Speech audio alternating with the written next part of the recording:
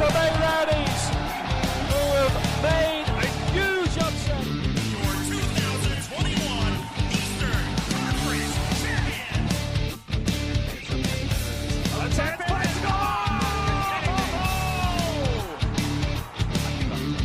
Oh, that is a delicious goal for Tampa Bay.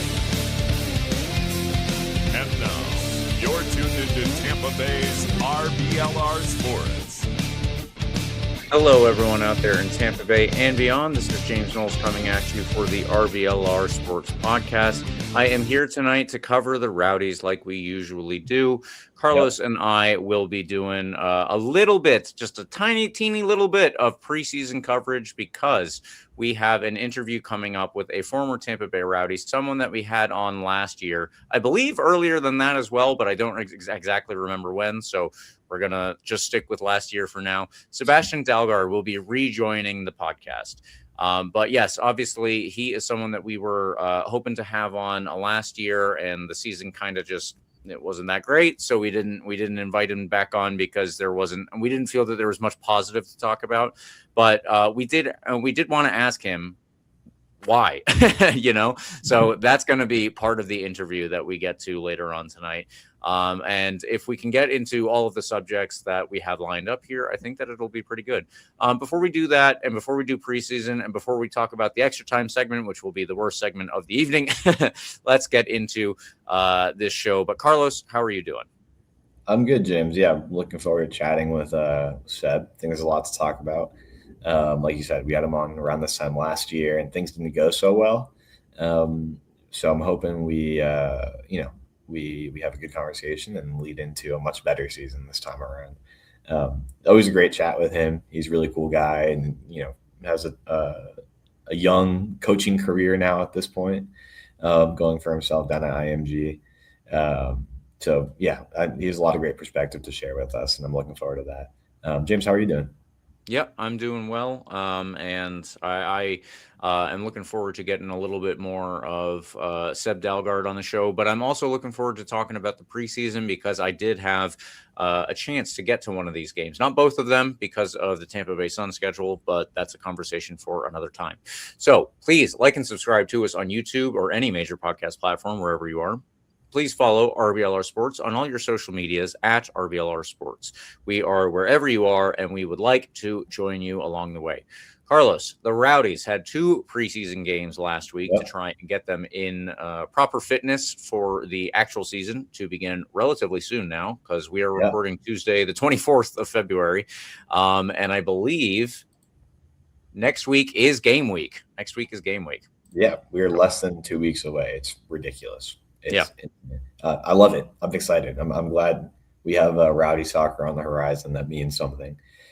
Get out to that first game in Birmingham. If you haven't gotten your tickets or your flights or your gas for your car, get out there. It'll be a good first game and a great first test for this really new Rowdies squad. Yeah, exactly. So to get them prepared, the Rowdies played FC Naples, that is, on Wednesday, not the team from Italy that go by Napoli.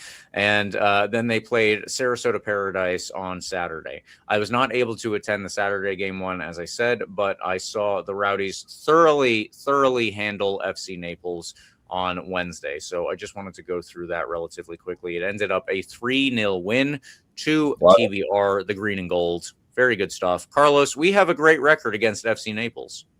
Yeah, we do. We got a few wins against them now, if you count this preseason game. And we stole their best player from last year. So I thank you to them. Great, preseason experience at this point. Glad to know we can score goals in bunches. That's the exciting part for me. I always like to see the goals happening. It seems from the little bit of soccer I've been able to watch of Rowdies preseason that we are a team that's pushing up a lot. We want to create exciting soccer, attacking brand soccer. I think you're starting to see a little bit about I think you've seen a little bit of the Dominic Casciato philosophy this preseason. Hopefully that continues into the regular season with a ton of goals and enough defending to get us by. So again, shutout here against Naples. Great. Again, preseason game, so don't take it as gospel for what will happen this year. But certainly enough for me to continue to be excited for the new season. Jamali Waite was in goal for this one. Cruz was on the back line along with the Trilist and Dos Santos. James, you mentioned that Alex Rodriguez was also playing on this back line. We'll talk about this a little bit here when we finish this quick summary. Perez was in the midfield with Lewis Hilton, another Trilist. Max Schneider was in there with Vivi, and up top you have Henderlong. This was a thorough thrashing, James. Like you said, it was a game you were at. We had some subs come in later on. I want to ask about the formational stuff that you saw on the field, because you had a couple notes for us, and then I read Parker, who is a great writer and contributor for RBLR, by the way. If you haven't seen his recap of last game and kind of preview of the season, I saw a little bit about what he had to say for the game against Sarasota on Saturday as well. And I think there's some interesting conversations to continue to have about the formation of the squad. What did you see in this game against Naples? You know, I spoke with Dominic Casciato after the last game before they played FC Naples, and it's preseason, so it's hard to pin anybody down about what they're doing or not doing. Maybe they're even just playing based on who is available to get fit ahead of the season. There might be injuries here and there that we don't know about, but it looked to me a lot like the Rowdies were mostly lining up with 4 at the back. And so, yeah, it was interesting. I believe I identified one of the trialists that was on the back line, but I don't want to put that out there because I don't know if I'm correct, and I would not be able, I could not get confirmation from the team. So if I just start speculating wildly and I'm wrong, it's not going to look good, and I will avoid doing that. But if you follow college soccer, it is entirely possible that you have seen this guy play. One of the teams that was a surprise package this past year, I think, was one of the trialists for the Rowdies. Anyway, getting past all that, Sebastian Cruz was on the back line, and Alex Rodriguez was also on the back line as a left back. I don't believe that Alex Rodriguez is mainly a defender, but I actually thought that he had a very good game against Naples. Whether or not that means that he's prepared to play as a defender against USL Championship level quality teams, I don't know. That is obviously another discussion. But I thought that he did really well in this one. He actually played the full 90 minutes. They brought on another, I think one of the younger kids that I've seen as a trialist. They brought him on as one of the fullbacks later on in this game, and they moved Sebastian Cruz into a midfield position. And then very late in the game, the Rowdies brought on another left back, Charlie Ostrom, I'm pretty sure it was. And then they kept Alex Rodriguez on and brought the younger trialist, quote unquote, off the field. So they kept Alex Rodriguez first at left back, then at right back. So he's been getting a lot of minutes as a defender this preseason. I don't know if that's going to carry over, but I think that he is building up a little bit of a resume for himself with this team. That's fascinating. Maybe having him as a depth option for Akoff, who, as we discussed, is one of the more veteran players in terms of age on the team.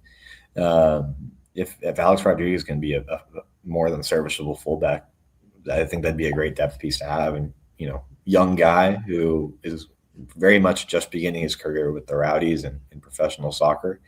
That's really, really interesting. And I think it was a great observation from you at that game. Goal scorers in this one against Naples were Max Schneider, who got a header in the 13th minute off of a cross from Luis Perez. Alex Mendez got the second goal of the night on another headed goal after he came on as a sub at the beginning of the second half. Then it was Sebastian Cruz who got the third goal of the night for the Rowdies. It was an opportunity in the box. Ball kind of fell to him after a shot deflected off of a Naples defender, and he gets goal number 3 of the night for the Rowdies. I'm very, very interested in Max Schneider in particular. This is kind of one of the dark horses of the signings for me. I think he's a really, really interesting piece in the midfield. I said it when we signed him that he could be just a really a ball hawk in the midfield, which is exciting. A guy that's going to win balls in the middle, kind of prevent attacks from happening before plays actually develop for the other team. I think he's a really interesting piece, and I'm glad to know he can get a goal too every once in a while. part of that, Marshall University cohort of players. Then we talked with Pedro Dolabella, obviously last year, one of his former teammates in college. I think he has a lot to offer, and I'm really, really excited to see that he got a goal in this game against Naples. Yeah. I will just highlight my own notes from when I was watching the game, because I think that a couple of them are good, and they're obviously written stupidly, so that makes it a little bit more funny. But Rowdies up 1-0. We've hit the bar like 3 times, finally headed one home. Think it was Schneider. Moving on, Carson Henderlong has played extremely well as our target man. We had Cruz at right back and Rodriguez at left back, as we said previously. MD Myers not playing. Up top were Gino Vivi, Carson Henderlong, a trialist, and Louis Perez. I could not identify that trialist at all. I did not have any idea even, so I will avoid further speculation on who that guy is especially. 2-0, young trialist fullback cross, which was headed back and then knocked in, waiting to hear who scored it, and it was ultimately Alex Mendez. Brian Schaefer came on at center back. Schneider went off. Cruz went into the central midfield with Lewis Hilton, and then it was 3-0. Lewis Hilton give and go with a big striker who was running up the left channel, crossed into the box, which was cut back, and Cruz finished it. So Naples just made a wave of subs right after the 3-0. So at that point, the game was over in the sense that it's a preseason game and it was 3-0, but it was also super over at that point because they were not going to continue to try to put all of these players through their paces at that point. It was already done. But yeah, that was a good game. I got to see Jeff Attinella, who is in an official capacity with the Tampa Bay Rowdies, and I spoke with him a little bit. I also got to see commentator Warren Barton, if anybody knows that name. He will possibly be commentating for the Fox coverage of the World Cup this summer. He has done that in the past. So that was just a weird little detail for me, but I wanted to throw that out there as well. Carlos, should we move on to the 1-0 win over Sarasota? Because we have very few details on that one. Yeah, we definitely can. I will just say the other thing I wanted to mention was you talked about Sebastian Cruz slotting in at right back. This is something we've been noticing as well in these preseason games, him getting more and more minutes as kind of a explicit fullback, right? Like, that's interesting. I didn't know that was in his bag. But you can tell me, James, if he played that well. But again, I think we talked about if we would sign another fullback, another right wing back. It seems like we're pretty comfortable with what we have between Akoff and Cruz, right? Being playing these minutes in that position. And then now trying out Alex Rodriguez in that role as well. Seems like Dom might be comfortable enough with what he has in that right side, or for options on that right side of the field. But you tell me. Yeah, I think you're right. And also, I think that gives us a little bit of, it's not a salary cap, but I think it gives us a little bit of salary room for the rest of the field. So sure. Yeah, I think that's a good observation here. We might be focusing elsewhere on the field, and also with a good group for right backs. Yeah. Because I think that was an area we were just a little curious about when we saw that on paper. We only had one real fullback / wing back on the right side. Sebastian Cruz would have probably been my guess for a depth piece over there, like a Van Casiel situation of utility guy. And I'm glad to see that he's getting minutes out there and hopefully doing it well. So we'll keep an eye on that going forward. We'll quickly mention the game against Sarasota, which was this past Saturday as well. Rowdies get the win 1-0 in this inaugural Cochol Cup charity match, benefiting a charity in honor of former USL executive John Cochol. So super fun. Glad that that's been happening. That's going to continue to happen. Sarasota will host this game around this time next year, so something that will continue on. Goal scorer in this one was Pedro Dolabella off of a corner kick. Rose up to get a header in this one. Corner was delivered by Marco Micheletto towards the back post. Dolabella gets his second goal of the preseason. I'll note that the first one was also a header. I'm like 95% sure. We talked about the goals in the game against Naples. 2 of those were headers. We've mentioned a few header goals over the last few preseason games off of corners and stuff. this is interesting. I think this is the trend we'll keep an eye on. This team is taller than it's been in the past, right? Yeah. Even in the midfield, Dolabella is a ridiculously tall midfielder. Like, it's not normal for him to be six. How tall is he? I think 6'4". Is it 6'4"? Yeah, I like think so. he's a big dude, and again, showing that prowess in the air in this game against Sarasota. So keep an eye on this. I think this could be a trend that we would love to see. Set piece goals, corner kick goals, headers. I think we can benefit from these set pieces because it looks to be a tall squad, more so than it has been in the past, which I love to see. So neither of us were at this game. Parker was at this game and gave a quick little recap on the RBLR Sports website. You can definitely go ahead and check out. Great preview going into the year as well, with some of his questions and answers and kind of things to look for. It looked like a game where we just sort of handled business and played well enough to get out of there with a 1-0 result. He mentioned that we're not necessarily in mid-season form, but that we played well enough. So take with, I don't know, make of that what you will, I guess. If you were there, you probably have a better idea than James and I of what actually happened. But the good news is we won, and it seemed to be a very professional result. So Rowdies win this one 1-0. We'll skip through this one a little quickly so we can get ahead to our conversation with Seb. We'll jump into that right after this shameless plug, reminding you that liking and subscribing is free. But if you need some new threads, if you want to check out you know what? I'll skip that part. Go ahead, just check out the RBLR Sports website. Go ahead to shop.rblrsports.com and use promo code COYR for 10% off your order. There's RBLR Sports gear for your Rowdies, for all your other Tampa Bay sports teams. Go check it out. Get some RBLR Sports gear and wear it out to the first Rowdies game coming up in just a couple weeks at Birmingham Legion, home opener, just a couple weeks after that in March. So go get your gear, get excited, and come on out to Al Lang Stadium in your RBLR gear, James. It'd be really fun. Cool. Let's jump into this conversation with one of my favorite modern Rowdies, Sebastian Dalgaard. Hey there, everyone. This is our interview tonight with a former Tampa Bay Rowdy, Sebastian Dalgaard. He joins us for the second, or maybe, well, probably more than just the second time, but the second time since retiring to talk about the Rowdies. We're going to get some life updates, and we're going to get some opinions from him as well about last season and the season to come. Also talk about what he might be doing with other former Rowdies players. So there's a lot of stuff to get into, but Seb, thank you so much for joining us. How are you doing tonight? Of course. Thank you guys for having me on the show. I'm doing well. I obviously enjoyed the last conversation we guys had. It's been a while, but I'm happy. I'm happy to be back on the podcast. Well, good. We are obviously happy to have you back as well.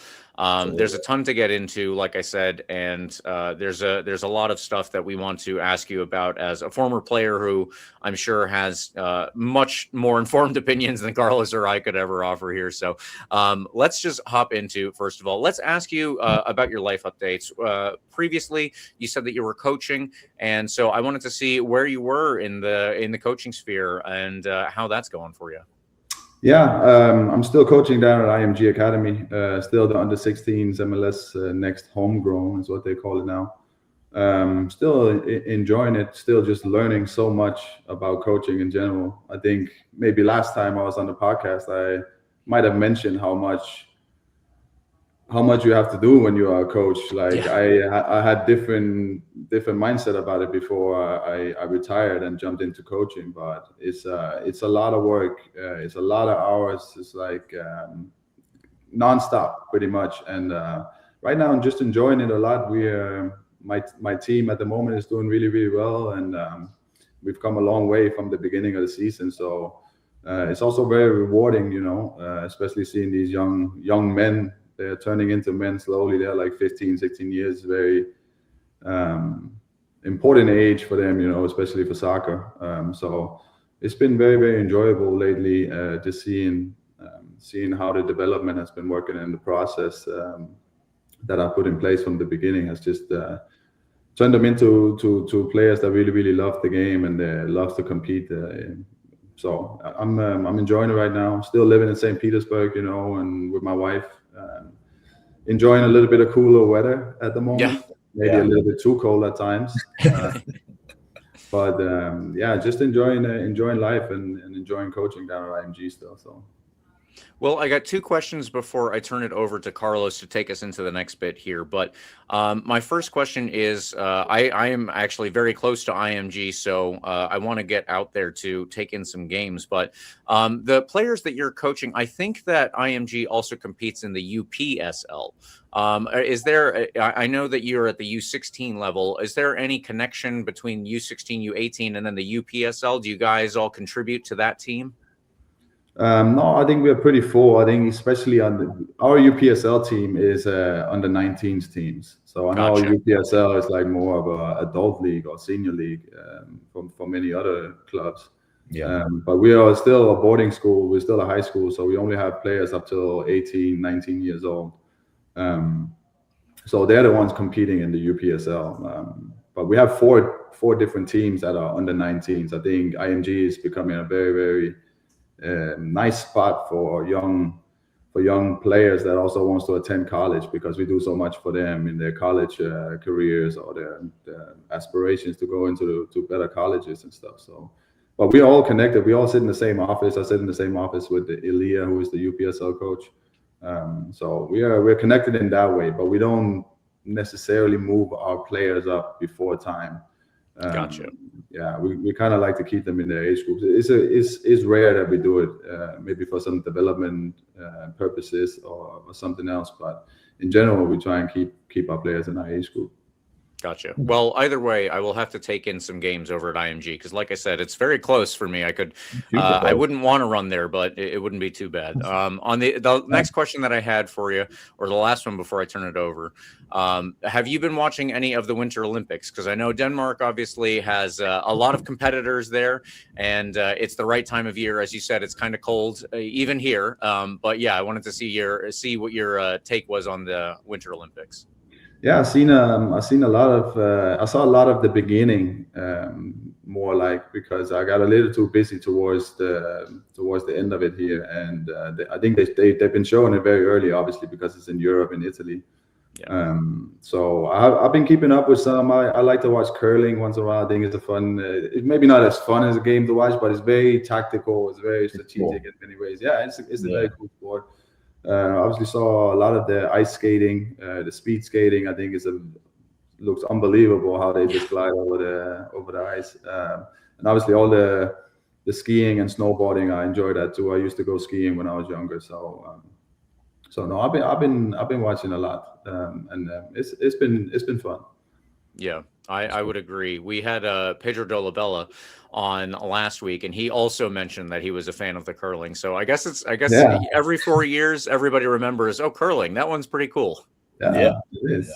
I think I actually saw another fun take out of it. Now that we're talking soccer and sports, was the whole thing with Norway actually having the most gold medals in the Olympics. And I know a lot of people have made from what I've seen on LinkedIn and other social medias, is that people are they are praising Norway because of their culture in sports, where they don't compete for points until they're like at an older age, and there's a lot of like everybody gets a medal kind of culture over there. And everybody was like, yeah, this is why they're winning everything in the Winter Olympics. And I don't know. It's an interesting thought. Obviously, I know other European countries also does this with soccer. I know Spain has. I've heard rumors about it. I haven't been in the youth system of Spain, so I can't tell you guys for sure. But it's just an interesting take on development, in sport and athletes in general. So I don't know what you guys are thinking about that, but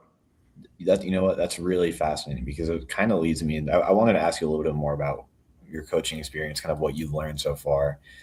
Because I think, and this is, speaking to the broader sports landscape in America, there's a lot of pressure to throw kids into the most competitive youth levels, throw them into as quick as possible into now, the MLS next teams, and ECNL was the top division for a while too. And I was wondering with what your experience has been like in the last couple of years coaching, what you've learned about youth sports well, coaching generally, but maybe more specifically youth sports in America. Is that a culture you've witnessed too at IMG, which I think has a reputation of being, highly competitive, right? You go to IMG to create the best opportunities for yourself to be at a good college for soccer, or maybe, jump straight to a pro team. What's your experience been like? Have you witnessed that culture? And do you think we would benefit from a more, I guess, Norwegian style of approaching this kind of thing? I don't know. I mean, I'm a very competitive guy just by nature, so I don't know how exactly I think about this, or maybe less competitive youth culture. IMG, I think, started when I got there 2 years ago. They've changed a lot. I think the culture in the place has changed a lot. I think there's been a lot of turnover in coaches. We got some new coaches in with a lot of experience. We got a new director. I enjoyed the last director that was there as well, but we got a new director and really, really wanted to kind of make this place more competitive. Obviously, the families, it's a big sacrifice for them to put a kid in IMG just on the price tag alone, and sending their young, like 15 years old, 14 years old. Some of them, they come from New York or they come from other places, right? So they send them there. So we're trying to maybe build a little bit more on giving them more success immediately and trying to win a little bit more, some more games. So it's getting a lot more competitive now, and our training, like our coaching culture in general, has also changed a lot. We're doing a lot more educational stuff for the coaches, and we're doing a lot more talks about the game in general, where I maybe felt like there was a different culture about it, or a different thought about it before. So it's definitely something that I can feel like that has taken a step in that direction, maybe away from this whole like everybody gets a trophy kind of culture,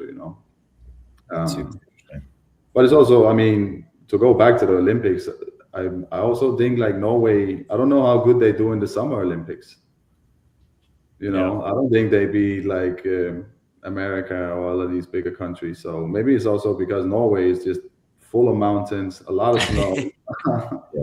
You know what I mean? But I think it's very interesting. I never tried the other side of this of the competitive culture from when you were young, where everything pretty much is about winning. I know maybe not so much when you are very, very young, because you don't think so much about it. But there's obviously some outstanding players that'll have it from when they're born, But I don't have much experience with it in general, so I don't know how to really feel about it.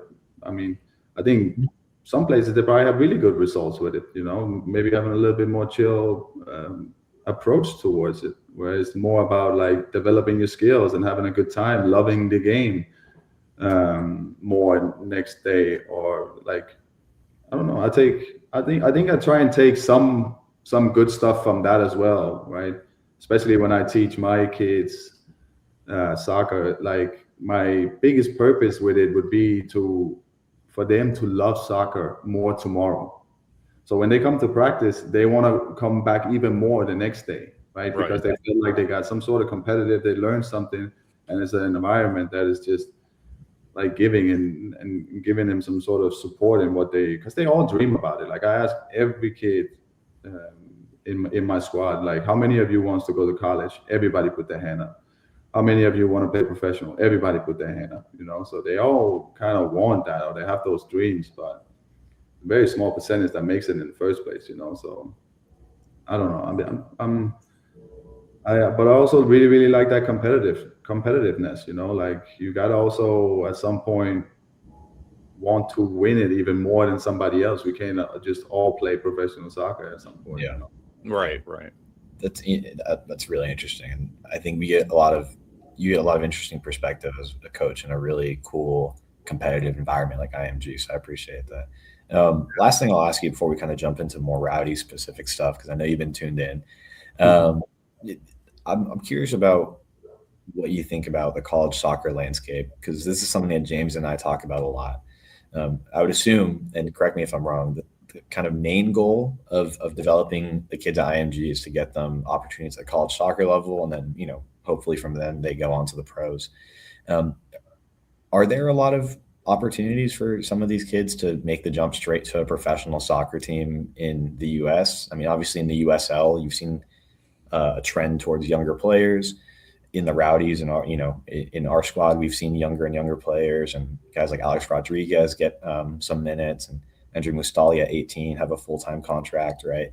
Do you see enough opportunities for young players across the USL, or maybe US soccer at large? I don't think so, but I also think that it's a more structural problem there, because there's a lot of the USL teams that have a very short history at the moment, right? Most of them probably only have one team. Like the Rowdies have just got a USL 2 team, I think, right? The academy team. They just started that up. Not maybe they've had some on and off, but I know now it's more structure around it, right? So now they're starting to actually have second teams.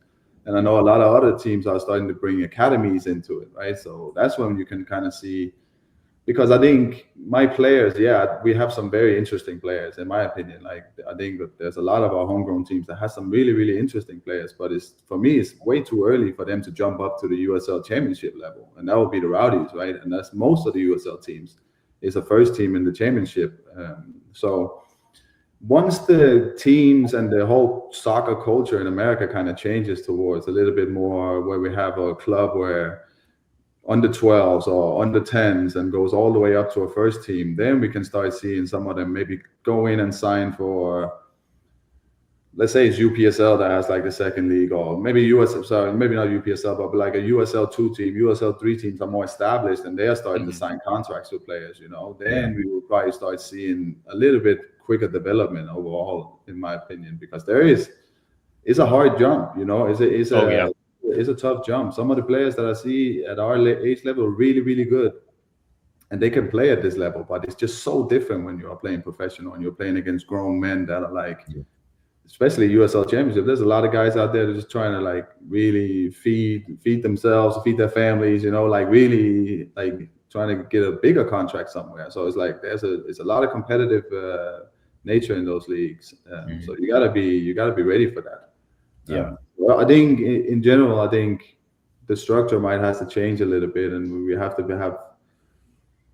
have a bigger. The clubs needs to get bigger. There needs to be more teams involved, and then you'll start seeing because I think if Rowdies had, let's say 2, 3, maybe 4 teams under them the last 2 seasons, they might have grabbed some when they were out of the playoffs or when they were like playing not as they could be, why not give some of the young guys the chance? But the problem is they only have 20 players signed to the team, so they can't really drag any players up, and I think that's what we probably are waiting to see before we see a lot more young players kind of jump up and take that step, Yeah, that's a very interesting perspective. And Carlos and I, without recognizing, I think the need for the extra teams to provide that, we're definitely talking many times last year about how we could see probably more minutes given to younger players. But that's you need the pipeline, as you said, before you can just do that. Absolutely.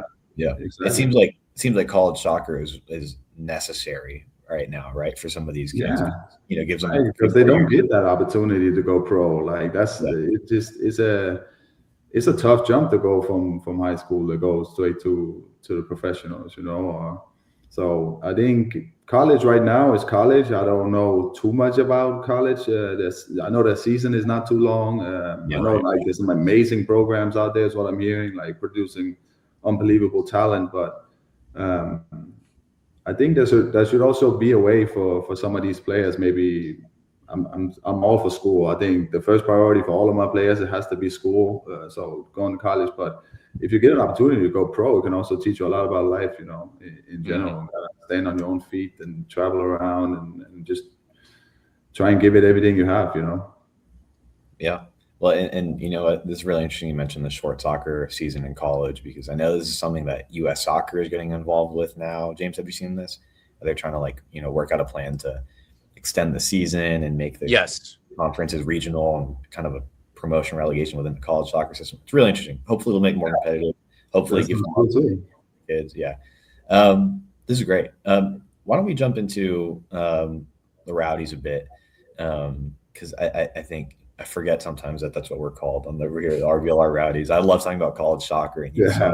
No problem. But 2 weeks away from the start of the season, Seb, it was around this time last year, actually, we talked to you. It might be almost exactly a year. And we talked about the roster last year and what it was looking like going into the season. On paper, it looked like a pretty well-constructed roster, right? Obviously, things didn't go as well as we would have liked them to go.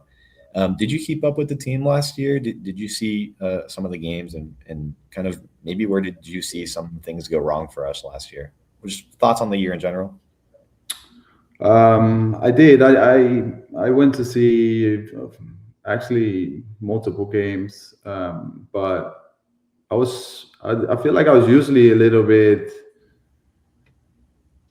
I wasn't that excited, when I left the stadium, and many of the instances when I went to see it. I think there was just a lack of belief in things, and I know it's also been it's hard, it's hard for a soccer club when they're rolling, and now I'm talking about when I played there from 2020, 21, 22, 23. Obviously, we saw a little bit of a drop off towards 22 and 23, but it's hard to kind of reestablish yourself. Especially in a competitive league that is growing. A lot of these teams are putting in a lot of money into their soccer teams now, right? And I think the Rowdies have been in this whole in between, ownerships and stadium deals and all of this stuff, right? So I think it's very, very hard to kind of turn it around. But I just think in general, it's almost like the basics of the game was a little bit put in behind of how are we trying to maybe create this exciting soccer for everybody? And I think that's what the basics are for a lot of the people that are coming to watch the game. It's not about, I think Neil Collins said this to us one time in the halftime talk where he's like, guys, the crowd out there, they don't give a rat's ass about the 9 dropping and the wing backs overlapping at the right time and all of this tactical stuff. What they really, really care about is they want to see your heart out there. They want to see you guys win every tackle. They want to see you win the headers. They want to see you take shots. They want to see you give everything you have, And I think that's kind of what was a little bit putting the crowd down in a way, when we were watching the last couple of years. We didn't really see that too much, We just saw a lot of they felt like they were at the Rowdies. Okay, now I can kind of just chill out here. We're gonna see. We have a good team. We're gonna win games no matter what. We don't have to work as hard in some way. And I'm not saying that was their mentality, because they are top professionals, all of the players that were there, I'm sure. But it's just there was just lacking some sort of belief in some of the things when I was watching it. And I think that's American fans they love to support a winning team. You know what I mean? Maybe in Europe, you go through everything when it's also when they're losing. And I know they also lose some fans here and there when it's a losing season, but maybe just fans in general, they like a winning team. They like to support a winning team and be part of that whole thing, And there's an amazing crowd coming to our lane, but you gotta really entertain it. You gotta give them something, And when you start getting that crowd, it's almost like the 12th man, when you're playing.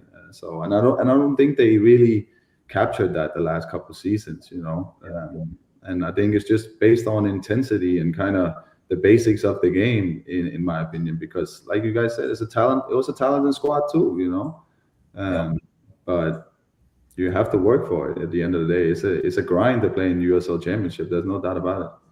Yeah, and sorry, one thing I'll say before I toss it over to James. You make a good point about the crowd, and this is something that American sports in general is like. I would say American soccer is like this too. But there was a noticeable drop off in attendance even last year. You could see the numbers. I don't have the average number on me on hand. Yeah. The numbers were down, in the 4,000s on a regular basis, which isn't really something that we've been used to over the last several seasons, with the exception of COVID, obviously, when there was 500 people there. But Al Lang was for the last, since I've been going to games consistently, at least in the 5,000s. There was 1 or 2 games against a Toronto FC2 or something back in 2018 that I would remember being, a low one. Yeah. That was a lot of games last year. So yeah, you make a good point. I think maybe, not a great reflection on our fan culture in general, but I think it's also just how it is in America, unfortunately, right? So what you said, it's super noticeable in the crowd and the stands and the numbers, right, when you look at it. But there's also so much to do in St. Petersburg and Tampa, there's a lot of stuff to do. If you are not entertaining people, why would they go in and watch soccer? If they could like go around, like see all of these beautiful things, go to the beach, like there's a lot of things to do. You got to make sure that you're one of those things that people want to come and spend some time on, So Well, but hopefully things are, we've talked about the roster and everything. We can talk about next season in just a little bit, but I think there's a lot of reasons to be optimistic going into this year. But James, I'll throw it over to you before I keep running my mouth here. No, it's good. And I like that perspective from you because, as I said, obviously you know a lot more about soccer than Carlos and I do, and you're going to be able to give us a lot more in-depth kind of knowledge about what goes on with a team, even if you're not necessarily in the locker room. The dynamics of a locker room. And as much as Carlos and I might say at times that we think that maybe effort was lacking in moments, it just, I guess it just doesn't mean as much coming from us. So I feel like if you are noticing maybe a dip in intensity at times, then maybe there's something more to that. So I do appreciate that. But along those same lines, I wanted to ask you, intensity is, I think, definitely a problem at times. But as we stated, this is a good team, even on paper, in 2025. Do you think, or from your perspective, I guess, were there any issues with the way that the team was playing? I know that I know that we mentioned maybe the energy on the field, but the way that they lined up, or I don't want you to throw anybody under the bus that you don't need to, or anything like that. But did you see anything that you would point to and say that that's not the way that you would have expected that to go? Maybe that's not the way that you would have done it as a coach. No. I mean, since I started coaching, it's been so humbling as well, just to meet so many different coaches around like different clubs at IMG, like at other academies. Like there's some coaches out there that are unbelievable at their craft, and they know so much about soccer, and they've been through so much in their careers. So I think I wouldn't say that. I think coaching is also a lot about just managing players and being some sort of, maybe not role model in that case. That's more maybe for my team, but just being some sort of manager for them, that everybody knows exactly their roles, and they know that there's something bigger than just how they are playing, in certain moments. Like there has to be some sort of understanding of the culture of the club. There has to be some sort of desire to play for each other, to play for the coach, to play for the city, to play for the fans. And I think there's a lot of context that buys into that, like almost from the first time that people arrive in the club. Like how are people treating them? How are they getting set up? How are they feeling when they come into practice? How do they feel in general about the city and the community and everything? I think all of that stuff pays into how people are really willing to give everything they have on the field, So I wouldn't put any coach throw any coach under the bus or any of the players, because they have worked their ass off their whole life to get to that point, through injuries. They've competed with so many players since they were young, they're there for a reason. It's not that because they don't want to. But it's also just about, like, maybe sometimes when you are a coach, that you also have to manage those sort of expectations. And I think that's what Neil, for example, was really good at for us. Like he was very, very smart tactically, and helped us a lot with that. But at the end of the day, he was just such a motivator for us as well. He could really push us in practice. He could really set us up for each game by storytelling or whatever it was that he like those principles that he used in his coaching, to really set us up and really have us together. I also mentioned Lee a lot when he was the sporting director, when I got to the club, like treated me so nice. When I play a good game, send me a text message after, being like, hey, good job this weekend. Or he was they were just helping us. So you kind of felt that there was a bigger community within the Rowdies, and I think that's what I'm starting to see a little bit, getting built a little bit more now by Dom, so exciting times ahead, hopefully. Yeah, that's cool. Absolutely. Without having ever played under Neil, obviously, and only seen him from the sidelines, I feel like even I can understand the motivation that he can get into players. That's what I hear. Like almost what I felt from the fans the last couple of years was that the fans, they also miss Neil.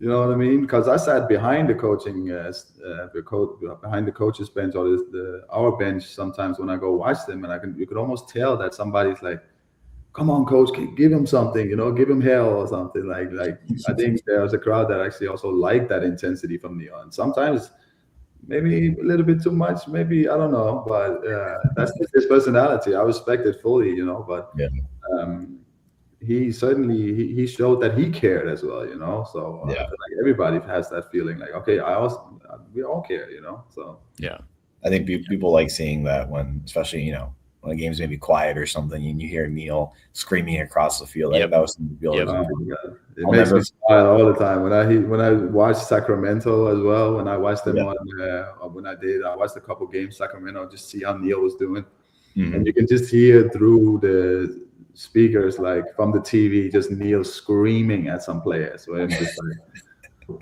he never changed. Good job. The moment I was ready to run through a brick wall for him was at the Open Cup game at Orlando City. I couldn't tell you what happened, but he was screaming at everybody, getting red cards, refusing to leave the stadium, staying in the stands. I was ready to jump down there and fight the rest of it. Right? How does that not fire you up as a player too? That this guy is like also in the fight with you, like he is literally in the fight with you, So I think that goes a long way. Yeah, absolutely, it's really cool. Looking ahead. Go ahead, Carlos. I was just going to throw in there as well that moment when he got sent off in Orlando City Stadium. We were all 1,000% behind him. But yes, go ahead. That was one of those moments where we're up top in the upper level, ready. I remember. Good game. Good memories. 2026 coming up now. We're fully 2 weeks away, which is just crazy from the start of the regular season. We've had some opportunity to see the Rowdies in person at Al Lang this month, which has been really cool because that's something we hadn't really had in a while. Getting some early viewing opportunities of the squad. So that's been great. We've had an opportunity to see how the guys are gelling a little bit initially. Obviously, it's still preseason, right? So guys are still gelling and everything. But you mentioned to us, Seb, that you were actually over at was it the complex or was it Al Lang Stadium? Complex, the Waters complex, visiting with the guys. Can you tell us a little bit about, first of all, what that visit was like, and maybe some first impressions of the new roster, because it's basically entirely a new roster with the exception of just a couple of guys. They did almost a full sweep from last year when they kept a couple of pieces. I was up there, I think, and it ties back to this thing about soccer culture, right? And obviously Dom coming in and just trying to put his mark on everything. He's invited in former Rowdies players to kind of show the team and the squad about like the history that this club has and how much this club has done for people and how big of a statue it is. So he invited us in, me, Zach Steinberger, and Forrest Lasso was there. Just came in and it was really, really nice. Like I met up with one of the current players before, the day before, it was Luis Perez. Met up with him, lovely guy. And we had a little talk downtown, and he just wanted to kind of know a little bit more about me because he had to do a presentation on me to the other guys in the squad. And I think that's what they've done with the other guys that's been in there. So met up with him, and then talked a little bit about my history and what I thought about the club and why we were successful and all that. So I come in the next day up at Waters, the Waters complex, and we kind of get introduced to everybody. Everybody seems super nice, very, very sweet, and seems like some good guys, and they have a good bond with each other. You can already tell, which is important. And we go in, do a little video. I think they played Naples the day before. Was it on Wednesday? I think maybe last Wednesday. They beat them 3-0. I think maybe a test game. And they did a little video on that, and then we got introduced. So Louis goes up and he introduces me to the whole squad, tells me about everything. Dom also shows us some videos from the 2021 final against Louisville and some of the other games that we've played where we're just going down 2-0 to Louisville, and coming back, fighting our way back to win that game 3-2, and just all of this like history that we've had. So this ties back to him just trying to build that culture, making people realize that you're playing for more than just your own career here. You're playing for a big club that has a lot of history in the game and has done some really, really great things. And I really, really enjoyed it. I think Dom, he seems like a wonderful guy. He seems like a wonderful coach. We saw a little bit of their training. It looks intense. They've added some really, really good pieces, player-wise, but also in their coaching staff. So I think it's gonna look. I think they're gonna be an exciting team to watch, which is also what I've also seen some of their preseason games. I know they've done really well. I know they played some top opposition from MLS and got some really, really good results. I saw a little bit of the Philly game. I saw the game against Philly. I came a little bit late from the first half, but I thought they looked really exciting. I thought they looked. I know they lost 2-0, but I thought they looked really exciting in general. I think there was some. You can feel that intensity. And there was a lot of playing forward. There was a lot of chances created. They missed a PK before they went down 1-0, I think. So they could almost have the chance to go up 1-0, right? So in general, I think it looks exciting to me. I think I think there's something that is changing. I think you can kind of feel it a little bit, especially in like the atmosphere and like around the club and around the players out there right now. So. I mean, it's still early, like you guys say, like we talked about earlier. It's early. Preseason is just preseason, Once the season gets going, and it's obviously easy to motivate yourself to play against MLS teams at a nice grass field. There's not that many people watching you. All of a sudden there's pressure on you playing in Detroit away, or you are playing, some of these like tough places to play where it's a turf field, it's cold, it's like that's where you really gotta perform. That's where it really has to matter. Like. Yeah. How much do you care about this? So, but I think in general, I'm optimistic about it. The squad in general, and the coach, and how this season is going to run out. Absolutely, yeah. And we've talked about this before, how big of a season this is, and the landscape of USL, changing with the whole idea of hopefully, a successful implementation of Division I and their long-term vision of promotion and relegation. So. I think it's in this really shifting landscape of U.S. soccer, and our changing ownership now with the new Rays owners, and who knows what the long-term plan is with the stadium and everything, right? Like I think it's important to kind of get things going, get the crowd back into it, get support around the Bay Area going again. Absolutely. I think the future is a little unknown, so I think it's good to know that we're starting to hopefully put our best foot forward. And kind of just put ourselves in the best position, right? Yeah, I think this club, there's just something about the Rowdies that just have something different, and we also talked about that when we were meeting with the guys, and when I talked to Louis, and they also encouraged us to kind of give some words to the squad after everything. And I was just like, there's a lot of teams out there, and I played for a lot of teams, and I know a lot of players in the squad has played for a lot of teams in the USL as well, and there's a lot of teams that you're trying to get out of. In general, and then there's teams in the USL that you're trying to stay in, right? So Rowdies is one of those teams that you're trying to stay in, and there's a lot of those new teams that has like a steel stadium. There's no history tied to the club, really. It's just like that's where a lot of the players are trying to get out of, So I think like getting that feeling to everybody is very important, Yeah, and like protecting the Rowdies in general too, because there's so many fantastic players been here. You saw what happened to the Cosmos, which probably also I know Cosmos is back now, but obviously have to fold. Also a club with so much history and so much legendary players playing for the team. So I think it's something that we really gotta try and protect and make sure that the Rowdies stays successful, and keeps going, because imagine we just keep building history to that club, then it'll be one of the most legendary teams in the future, because it can definitely become that. There's a market for it here, and it's a special club to me, So absolutely, I love hearing that, because again, I think we're super blessed to have that history that a lot of clubs don't have. And, there's a couple you can point to in U.S. soccer, like Charleston, maybe, right? Portland Timbers and MLS, Seattle. No, not Seattle.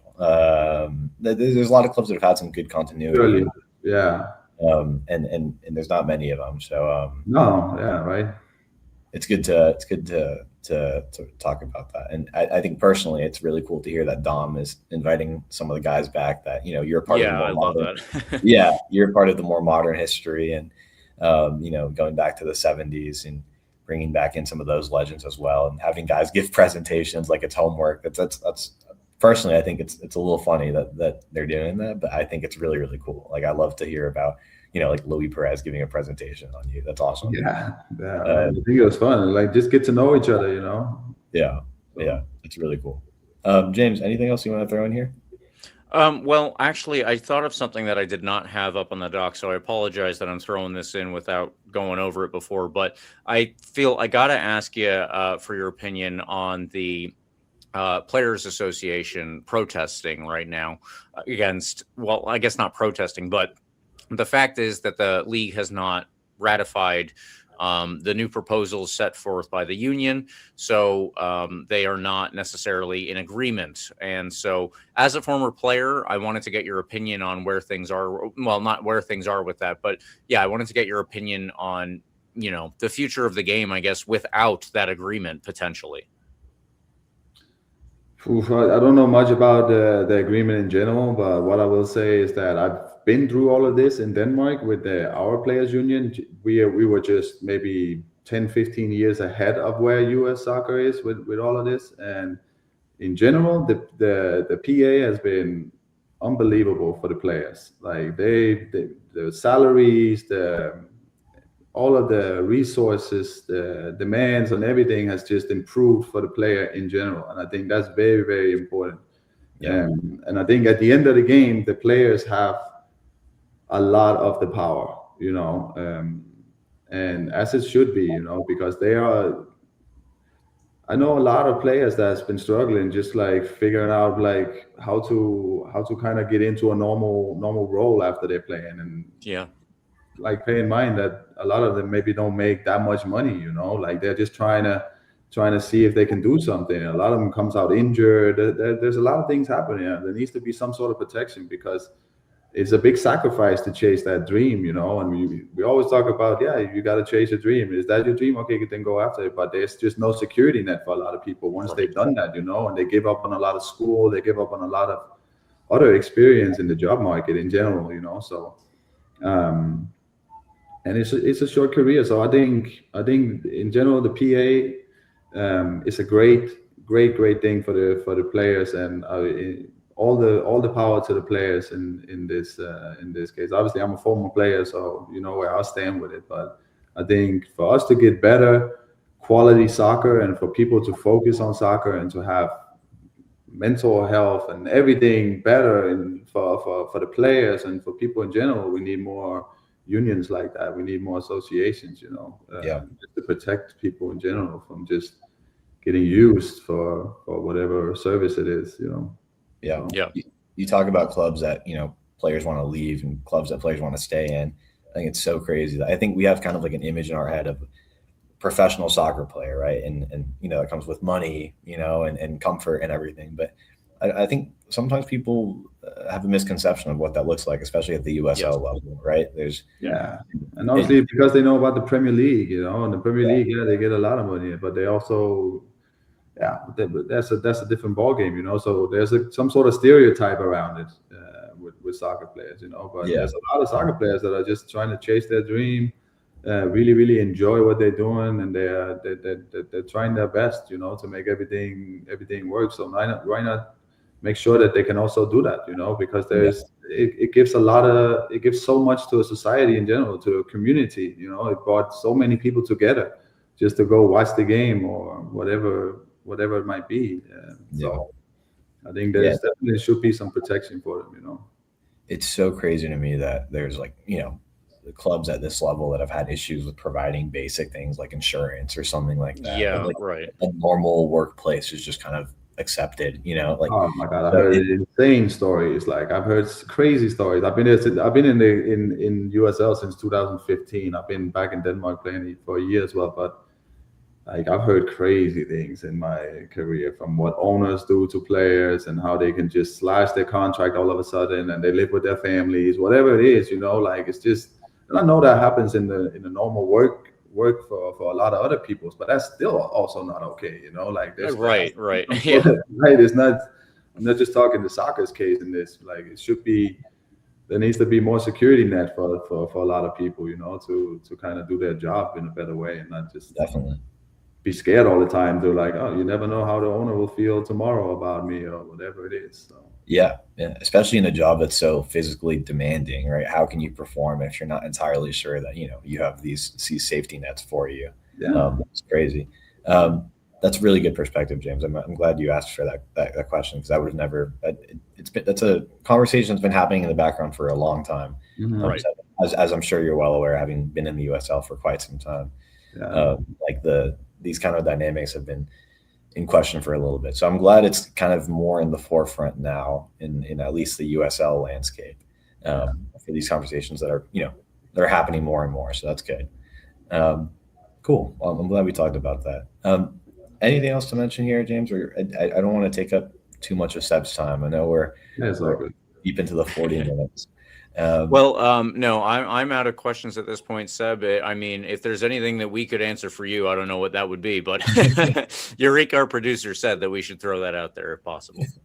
Yeah, no. I mean, I really enjoy the conversation with you guys, and I think you guys have some great questions. You have a great perspective about the game as well. You know, that I also can learn a lot from. You know, I'm trying to just learn from so many people that loves this game, you know, because we all love it for different reasons and we all have different opinions about it. It's opinions game at the end of the day, you know. So I love to hear different opinions. I like to stay in the dialogue, you know. But no, I enjoyed it, guys. I really enjoyed it.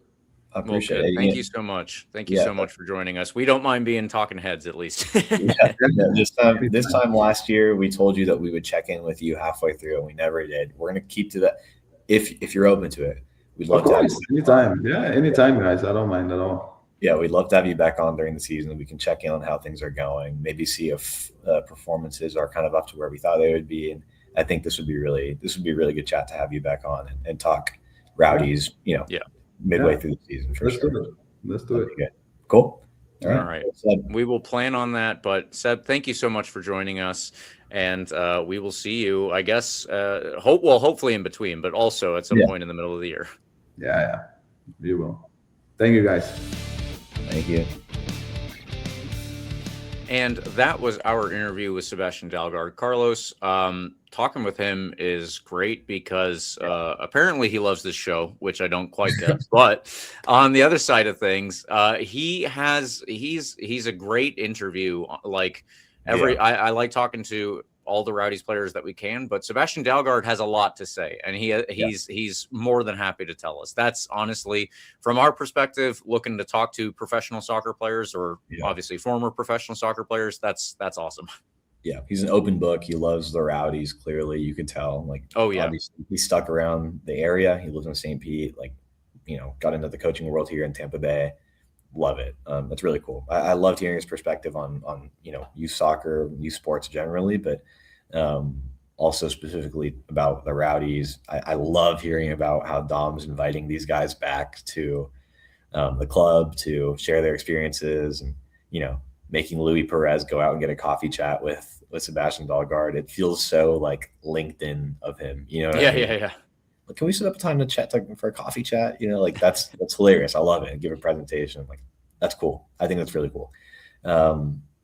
Let's keep that up. You know, that's great for continuing to build the culture of the club. You know, I think it's great to keep these guys that fans really loved as players in the area and involved with the club. I think that benefits everybody, players, the club. I think the fans like seeing these guys around.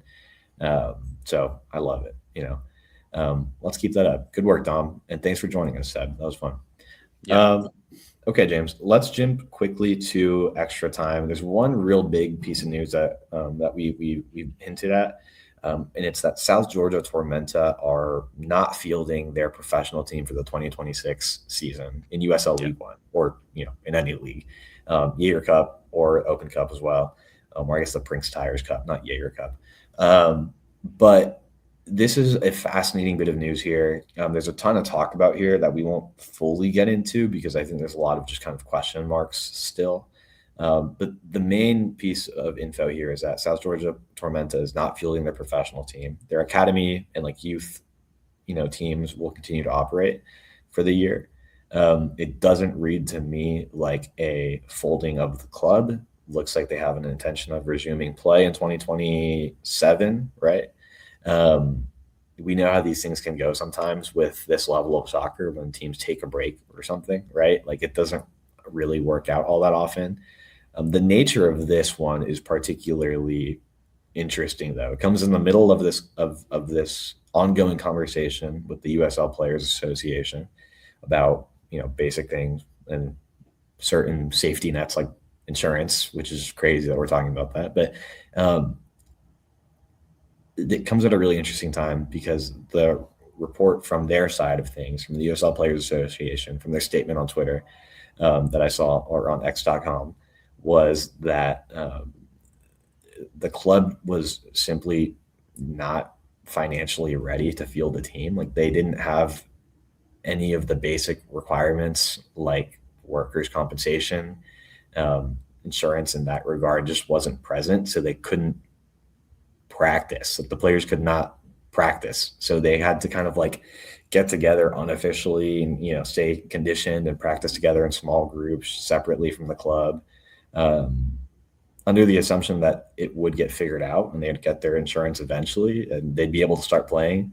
But with just 2 weeks before the season, this past weekend, the report came out that they're not going to pay that. They can't play for the season, right? USL didn't officially say that it was because the league or the ownership didn't want to pay insurance or anything, but that's the player side of things. And probably, there's no reason to believe that that's not an accurate account of what happened. It's just really weird. It's very strange to me. Based on what I read a little bit and my little bit of reading, they put together a really good looking roster for the year. Would have been one of the better teams in League One. And Alex Ashton, I believe, was the one that said it was probably their best team since their championship team a few years ago. So it's just weird. It seemed like they were very intentional about building a good roster for the year, right? But didn't have plans of fulfilling the basic needs of, the basic requirements of play under their agreement with the Players Association. So crazy to me. I wish it was a more clear, picture of what happened, and we could just kind of figure out how to fix this and, not have to worry about this situation for players. But the worst part of it for me is that these guys moved to Statesboro, Georgia, right? We talked about this before we started recording, James, that some of them are international players whose employment, status is, or whose immigration status is dependent on their employment, right? And how do you find a team at this point? Right. It's not that it's not even these are bad players or anything. That South Georgia Tormenta scraping together a bad team. These are good players. They put together a good team for League One. But I would say all of the teams in the USL at this point are probably ready to go with what they have. You know what I mean? Season's 2 weeks away. So crazy. It's a wild thing to be talking about in professional sports. It feels like it should just be so basic, but here we are. I don't know what to make of it. Other than real severe disappointment. We'll see where things go from here, but I sincerely hope that they return. I've said this before. Yeah. Any club that U.S. soccer loses across the entire landscape is a bad thing. Yeah. It's not just the loss of it, but there's a problem, right? It shows that there's a problem. There's a crack in the facade, so to speak. So I don't know what the guardrails were for USL that we are only learning about South Georgia when they are, as we've said, 2-3 weeks away from the kickoff that they were supposed to have. They were one of the USL clubs that was supposed to compete in the US Open Cup. For some reason, they're not all. That's a separate issue again. But they were supposed to. And actually, for whatever team or for whatever reason, some team from Florida has got the walkover and they are moving on to the next round. I suppose that's positive for them. But, this is not the way that it's supposed to go. And I hope that we are not. Here's the other thing. Everybody hears rumors now and then on the internet. We heard these rumors like the day that it started to come out, and then later on in the day it was, I guess, officially confirmed. But are there other clubs in this situation? Do we know? Will we know until March of next year? It's a possibility. So that's my concern as well. It's not just losing South Georgia Tormenta, which is not good in my opinion, but it's a possible sign of other problems. So that's my other takeaway. It's so unprofessional too, just like at base level. Like we're trying to, I say we, like I would consider myself a part of this effort to make USL, this really great sustainable league that is kind of the what's the word? I don't know. Like the pinnacle of U.S. soccer in some number of years, with a functioning Division I and an incredible promotion and relegation system that's it's incredibly sustainable with a bunch of clubs with their own awesome soccer stadiums. So it's disappointing to see like that kind of thing happen too, when it's just like these are professional operations don't have this kind of breakdown. You know what I mean? Mm-hmm. Just incredibly unprofessional, and it's a bad look for the league as a whole.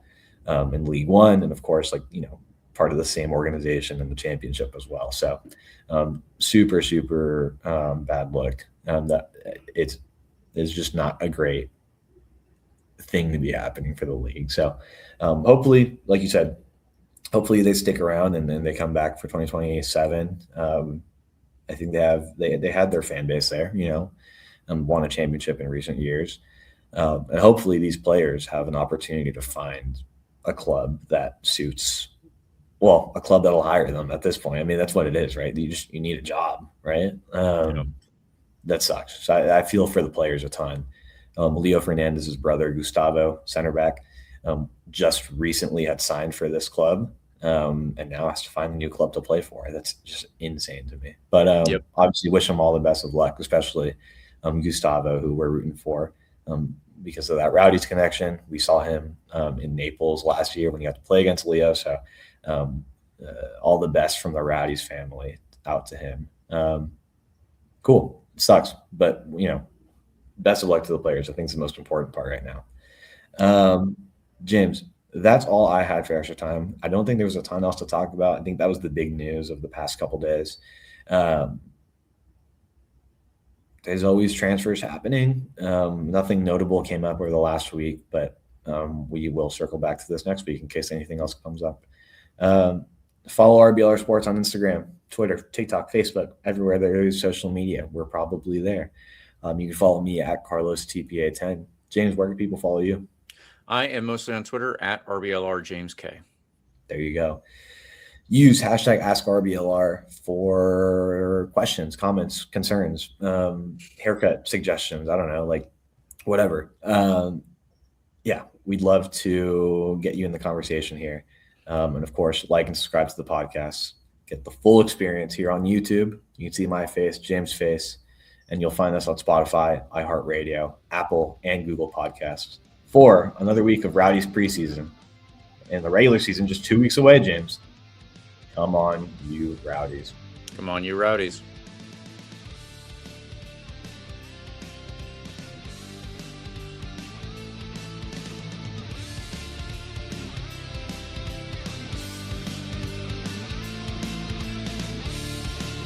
Thank you for tuning into this presentation by RBLR Sports. On your way out of the stadium, please remember to like and subscribe.